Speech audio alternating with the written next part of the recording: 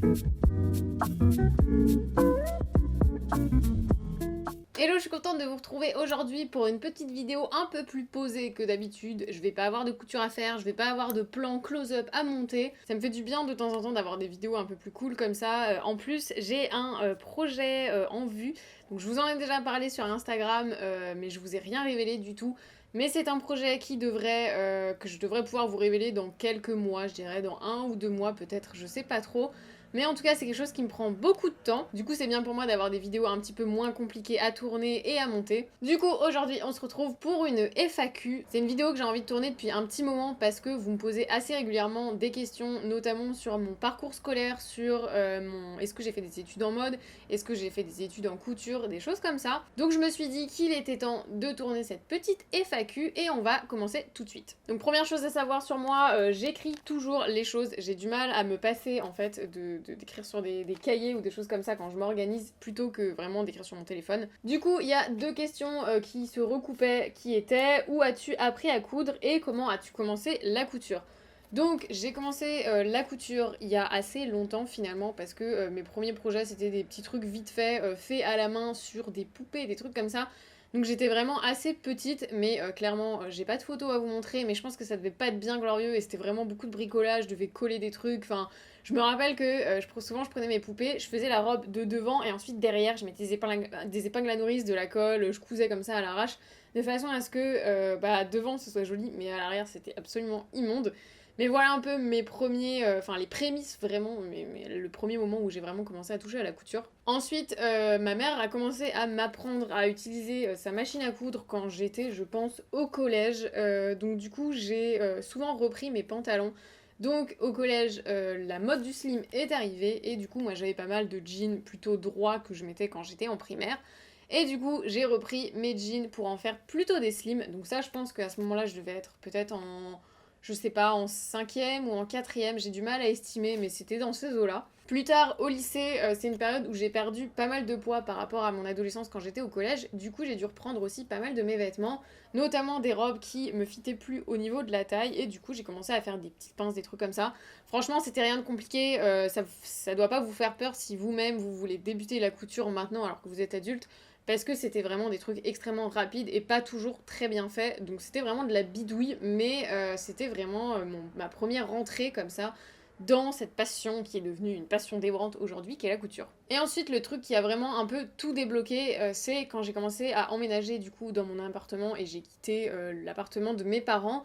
Et du coup, mes parents m'ont acheté une machine à coudre pendant les ventes Lidl. C'est d'ailleurs la machine que j'ai toujours, donc autant vous dire qu'elle est vachement costaud parce que j'ai vraiment tout cousu avec et elle est encore nickel. Et du coup, ça m'a permis d'un peu plus me lancer en profondeur dans mon apprentissage de la couture. Du coup, en fait, j'ai aussi acheté mon premier patron. Donc j'ai acheté un patron Bourda en PDF et j'ai donc acheté un patron de blazer, donc ce qui n'est pas forcément le projet le plus facile, mais au final, ça m'a beaucoup appris. C'est souvent ce que je vous ai dit dans les vidéos précédentes, c'est que faut pas avoir peur d'être ambitieux parce que même si le résultat est pas incroyable à la fin, vous aurez toujours énormément appris quoi qu'il arrive. Du coup voilà, j'ai acheté ce patron, j'ai acheté un lainage au marché Saint-Pierre et je me suis lancée dans ce blazer. Malheureusement je l'ai plus, du coup je peux pas vous le montrer. Il y avait quand même quelques défauts, mais franchement il était vraiment pas si mal parce que j'avais tout le col, j'avais les pinces, j'avais dû faire des poches passe poilées.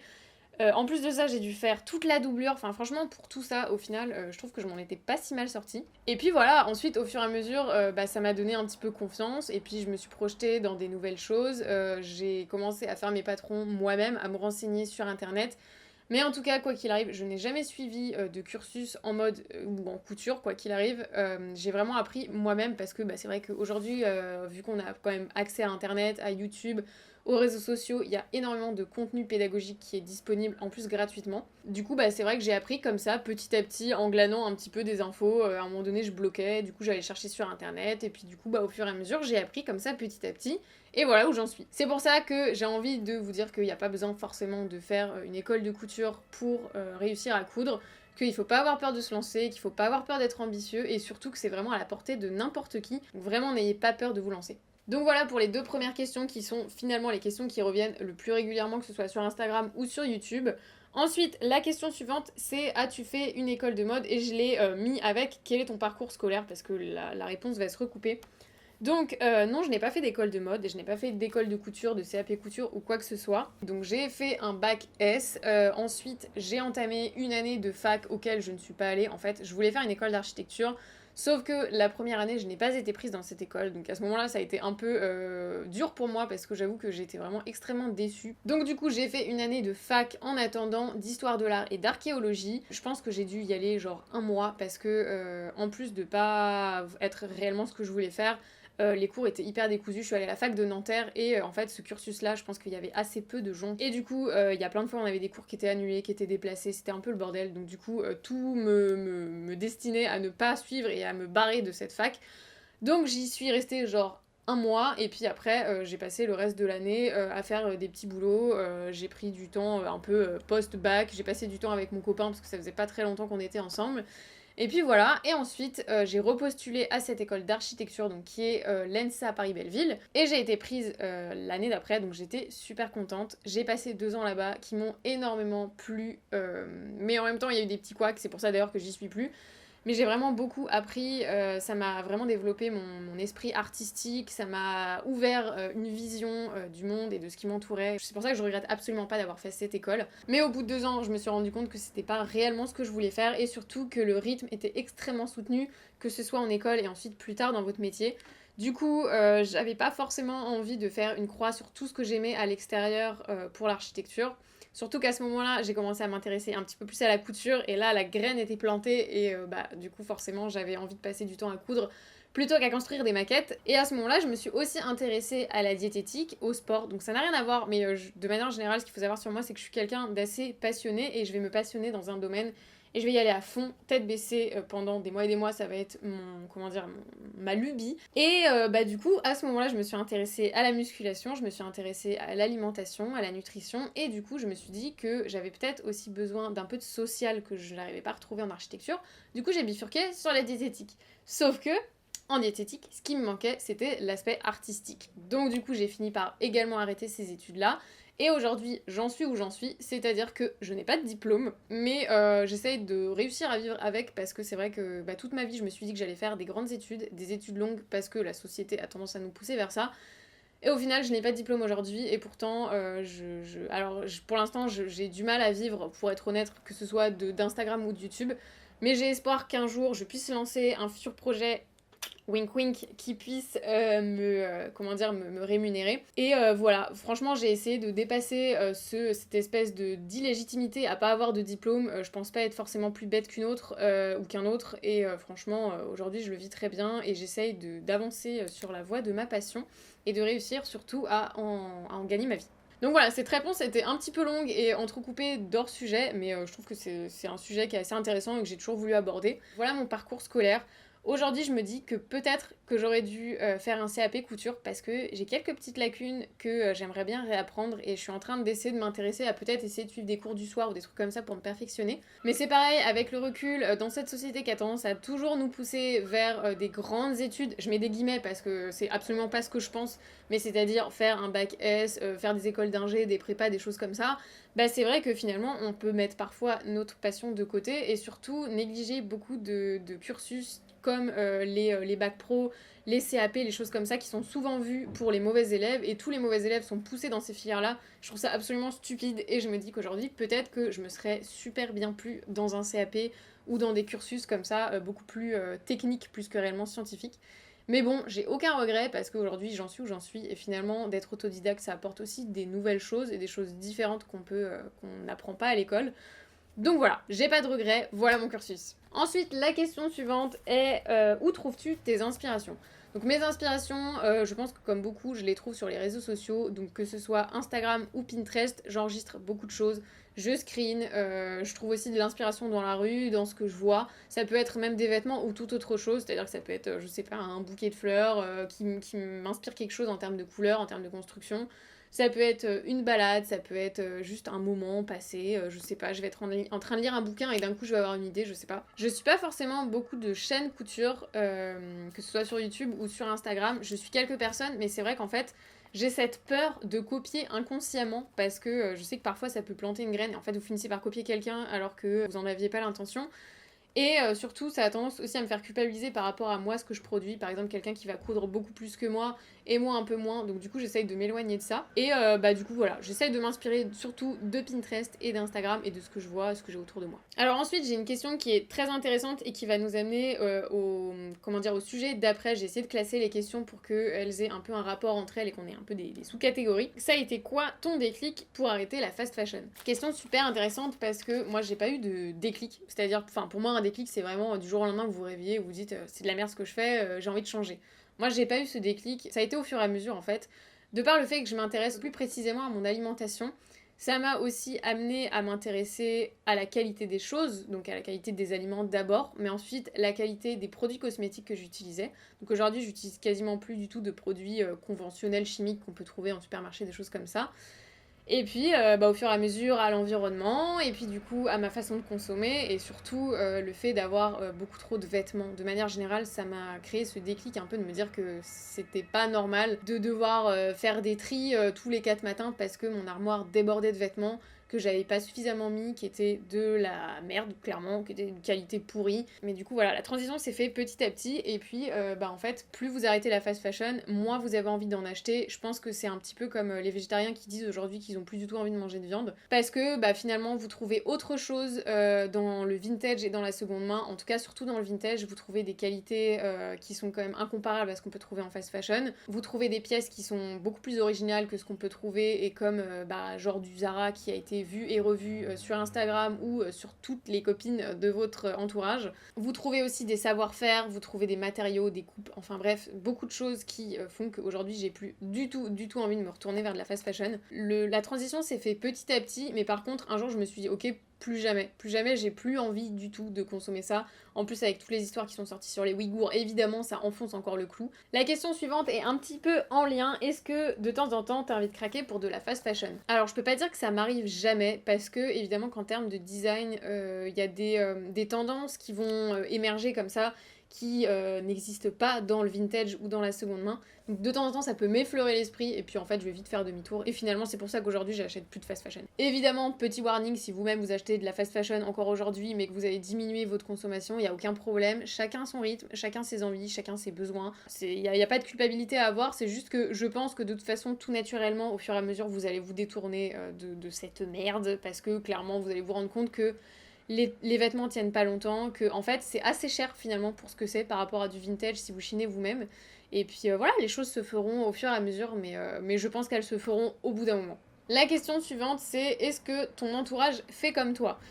Oui, j'ai la chance d'avoir un entourage qui fait comme moi, ça c'est plutôt cool parce que c'est vrai que quand vous êtes seul face à toute votre famille et qu'on vous stigmatise un peu en vous disant que vous portez des fringues de pauvres, des trucs comme ça, parce que clairement ça c'est les clichés que je pense beaucoup ont dû entendre, ça doit pas être hyper facile à défendre au quotidien. Moi j'ai la chance d'avoir des parents qui sont très ouverts d'esprit et qui savent se remettre en question. En plus de ça, mon frère et sa copine sont extrêmement impliqués, même bien plus que moi, en termes d'efforts environnemental, que ce soit pour leur consommation de vêtements, mais que ce soit pour tout le reste. Bref, j'ai la chance d'avoir en tout cas une famille proche qui s'y intéresse beaucoup. Mon copain s'y est mis aussi, en tout cas il achète quasiment plus, enfin d'ailleurs il achète plus là, je pense que ça fait très longtemps qu'il s'est pas acheté de vêtements neufs, donc je l'ai un peu converti au vintage et à la slow fashion. Donc je suis plutôt bien entourée à ce niveau-là et ça c'est cool, donc je pense qu'on on s'instruit les uns les autres sur des sujets différents et puis on essaye de s'élever tous ensemble, ça c'est plutôt cool. Donc voilà. La question d'après est aussi très intéressante je trouve, c'est est-ce que c'est dur d'être une influenceuse slow fashion? Déjà, est-ce que je suis une influenceuse? Je suis pas sûre. Qu'est-ce que c'est une influenceuse? Enfin bref, c'est... Voilà. Souvent, personne n'aime être appelée influenceuse, mais en tout cas, créatrice de contenu, voilà, moi, c'est ce que je préfère en tout cas. Du coup, est-ce que c'est compliqué? Franchement, je vais pas vous mentir, oui. Parce que je pense qu'on a beaucoup moins d'opportunités en termes de rémunération, parce que les entreprises qui rémunèrent sont souvent des grosses entreprises et qui dit grosses entreprises sont souvent des entreprises qui délocalisent et qui sont des entreprises souvent de fast fashion. Donc c'est vrai que c'est beaucoup plus compliqué. En plus de ça, il y a quand même certaines marques qui vont être plus éthiques ou même qui vont faire de la mode plus responsable, qui vont préférer contacter quand même des influenceuses qui, elles, font de la fast fashion parce qu'elles ont des communautés plus grosses et que business is business et qu'ils veulent des retombées d'argent. Ce qui est problématique, c'est que des filles comme moi et comme beaucoup, parce que j'en parle avec d'autres filles qui font aussi de la slow fashion, bah du coup, nous on se retrouve un peu sans rien entre guillemets, ou en tout cas on perd des contrats qui potentiellement pourraient nous rémunérer. Alors c'est vrai qu'on a des communautés moindres, c'est sûr. Sauf que ce que je trouve un petit peu dommage, c'est de pas voir le potentiel que des filles qui ont des valeurs peuvent apporter justement en termes de retombées. Parce que personnellement, il y a des influenceurs que je suis, il y en a certains, je fais le tri. Il y en a certains, je leur fais confiance, les yeux fermés, parce que je sais qu'ils ont des valeurs qui sont communes aux miennes et du coup je vais pouvoir y aller un peu plus facilement. Il y en a d'autres, je sais que je leur fais un petit peu moins confiance et je sais que leurs intérêts passent clairement avant leurs valeurs. Et du coup, bah, c'est vrai que ça me pose un peu plus question. Donc je me dis que finalement, faire appel à des influenceuses qui sont plus petites, mais qui vont avoir une communauté qui va être plus fidèle, je me dis que ça pourrait être plus intéressant. Mais malheureusement, les marques sont pas encore prêtes à débloquer des budgets et c'est bien dommage. J'espère que ça va changer parce que bah du coup, c'est vrai que c'est un petit peu compliqué parfois de se faire rémunérer. C'est pour ça que j'ai ce petit projet dont je peux pas encore vous parler qui ne tient qu'à moi. J'ai envie de pouvoir me rémunérer grâce à moi, comme je le veux, comme je le souhaite, et que si je travaille, eh ben, j'ai de l'argent, comme n'importe quelle personne salariée dans une entreprise. Alors que c'est vrai que sur YouTube et sur Instagram, vous avez beau travailler, vous avez beau faire un contenu hyper chiadé, hyper incroyable, et bah si vous n'avez pas de vues sur YouTube, vous n'êtes pas payé. Si vous n'avez pas de marques qui veulent vous rémunérer sur Instagram, et bah vous avez beau faire le travail le plus incroyable du monde, vous n'aurez pas d'argent. Donc ça c'est un petit peu dommage. Pour finir sur une note un peu plus agréable, les dernières questions. Donc il y a la première d'abord qui est: quelle est ta meilleure trouvaille? Et ensuite la deuxième, quelle est ta première pièce chinée? Donc ma meilleure trouvaille, je pense que c'est difficile à dire franchement, mais je pense que c'est un trench que j'ai acheté il y a à peu près un an. Je vous en ai déjà parlé parce que vraiment je l'aime beaucoup et je m'en lasse pas en fait. Et ça pour moi c'est une bonne trouvaille. C'est une pièce pas forcément de luxe, pas forcément qui a un style hyper particulier ou quoi. Pour moi la bonne trouvaille c'est la pièce qui vous a tapé dans l'œil au moment où vous l'avez acheté et qui en plus dure dans le temps, que vous avez envie de porter tout le temps, de saison en saison. Et donc du coup c'est ce trench que j'adore, que j'ai remis là il y a pas longtemps parce qu'il commence à faire un peu meilleur et je me suis dit que je l'aimais toujours autant qu'avant et c'est vrai que je pense que ouais, c'est ma trouvaille préférée en tout cas. Et donc du coup, quelle est ma première pièce que j'ai chinée? J'ai un petit peu de mal à m'en rappeler, mais je suis quasiment sûre que c'était une paire de Doc Martens que j'avais trouvée quand j'étais au lycée, je crois. Je devais être peut-être en terminale ou quelque chose comme ça. Et donc je l'ai trouvée en allant en friperie vers Châtelet. Et je crois que je les ai payés 30 euros, donc assez ouf. Je me suis même dit à ce moment-là que c'était pas des vrais, et finalement je suis allée rechercher et c'était des vrais. En plus, c'est un modèle qui se faisait plus du tout. Je ne l'ai plus, je peux plus vous les montrer parce que je les ai saignés jusqu'à la moelle. Franchement, le talon était bouffé, il y avait plus rien à l'intérieur, il y a tout qui se décollait. Enfin, vraiment, genre, je les ai saignés. Déjà, quand je les ai achetées, elles étaient quand même un peu usées. Mais en plus, je les ai énormément mises. Donc, du coup, voilà. Je pense que c'est ma première trouvaille. C'est soit ça, soit un jean Levi's 501 que pareil, j'avais chiné dans des friperies à Châtelet. Je pense que c'est une de ces deux pièces-là, ce jean-là et cette paire de Doc. Voilà, j'ai fait le tour des questions. J'espère que ça vous a plu. J'espère que vous en avez appris un petit peu plus sur moi et en tout cas sur toute ma relation à la mode et à la couture. J'ai pas forcément sélectionné de questions ultra privées sur moi parce que c'est pas quelque chose que j'ai eu forcément envie d'aborder dans cette vidéo. Et voilà, bah, en tout cas j'espère que ça vous a plu et puis du coup je vous fais des bisous et je vous dis à la prochaine.